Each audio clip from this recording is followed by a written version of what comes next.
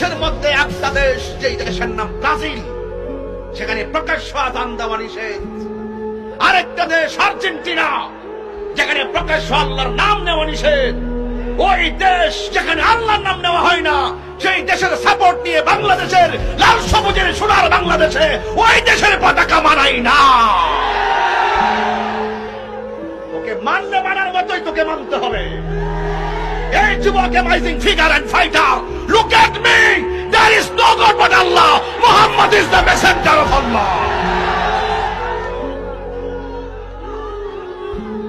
তোমাকে মানার মতোই মানতে হবে।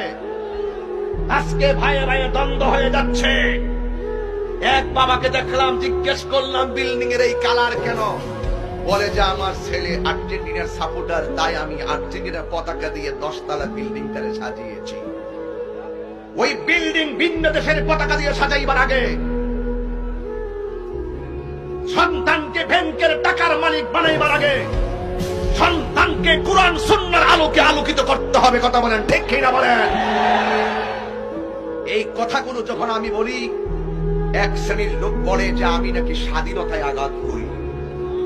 যেই স্বাধীনতাই স্বাধীনতা নয়, ওই স্বাধীনতা বাংলার জমিনে দরকার নয়। স্বাধীনতা লাগবে লাল সবুজের পতাকা ওড়াও। কথা বলুন ঠিক কি না বলুন?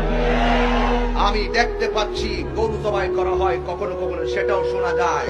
দল সাপোর্ট নিয়ে খুন পর্যন্ত হয়ে যাচ্ছে, গুম পর্যন্ত হয়ে যাচ্ছে।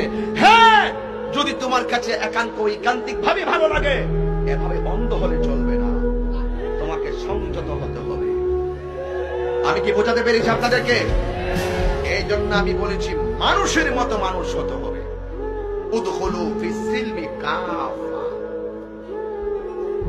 পরিপূর্ণ মুসলমান হতে হবে। অর্ধেক ধরবেন, অর্ধেক মানবেন।